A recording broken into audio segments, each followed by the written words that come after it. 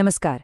हाल के दिनों में कई राज्यों में राज्यपाल और चुनी हुई सरकार के बीच एक बड़ा संवैधानिक सवाल उभरकर सामने आया है। सवाल ये है कि क्या कोई राज्यपाल विधानसभा से पास हुए बिल को अनिश्चित काल के लिए रोक सकता है? यह सवाल बहुत अहम है क्योंकि ये सीधा भारत के संघीय ढांचे और लोकतंत्र की बुनियाद से जुड़ा है।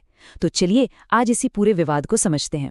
तो सबसे पहला और सबसे बड़ा सवाल यही है, क्या एक नियुक्त राज्यपाल जनता की चुनी हुई सरकार के बनाए कानूनों पर रोक लगाकर पूरी लोकतांत्रिक प्रक्रिया को ही थाम सकते हैं? आज हमारी चर्चा इसी सवाल के इर्द गिर्द घूमेगी। देखिए, इस विवाद को समझने के लिए सबसे पहले हमें संविधान में राज्यपाल की भूमिका को जानना होगा। हमारा संविधान राज्यपाल को राज्य की विधायिका का एक बहुत ही महत्वपूर्ण हिस्सा मानता है। असल में उनकी सहमति के बिना कोई भी बिल कानून बन ही नहीं सकता। और इस पूरे मामले की जड़ जो है वो संविधान के अनुच्छेद 200 में है। जी हाँ, यही वो आर्टिकल है जो राज्यपाल को ये शक्ति देता है कि वो किसी बिल पर क्या एक्शन लेंगे। आइए देखते हैं कि ये शक्तियां आखिर हैं क्या और विवाद की वजह क्या है। तो अनुच्छेद 200 के तहत राज्यपाल के पास मोटे तौर पर 3 ऑप्शन होते हैं। पहला, बिल को मंजूरी दे दें। दूसरा, उसे एक बार फिर से विचार करने के लिए विधानसभा को लौटा दें। या फिर तीसरा, उसे राष्ट्रपति के विचार के लिए रिजर्व कर लें। लेकिन असली पेंच तब फंसता है जब राज्यपाल इन तीनों में से कोई भी कदम नहीं उठाता।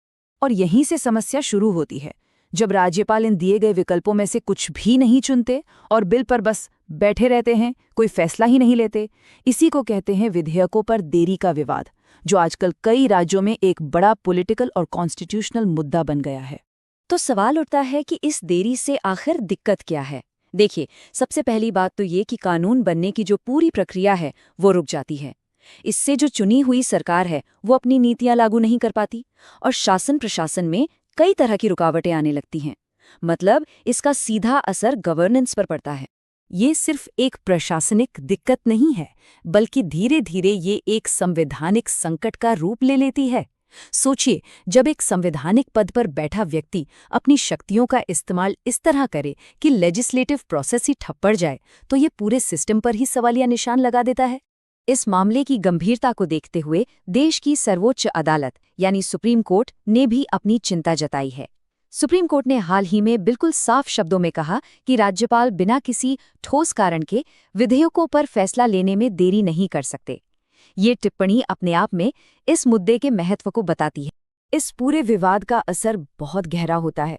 ये केंद्र और राज्यों के बीच एक राजनीतिक टकराव की स्थिति पैदा करता है। ये हमारे संघीय ढांचे यानी फेडरल स्ट्रक्चर पर दबाव डालता है। और सबसे बड़ी बात, ये कहीं ना कहीं लोकतांत्रिक प्रक्रिया को कमजोर करता है, क्योंकि ये जनता के दिए हुए जनादेश का सम्मान नहीं करता। अब बात करते हैं उन अभ्यर्थियों की जो सिविल सेवा परीक्षाओं की तैयारी कर रहे हैं। उनके लिए ये टॉपिक खास तौर पर बहुत ज़रूरी है। ये सीधे सीधे जीएस पेपर 2 के सिलेबस से जुड़ता है, जहां संविधान, शासन प्रणाली और केंद्र राज्य संबंधों जैसे विषय आते हैं।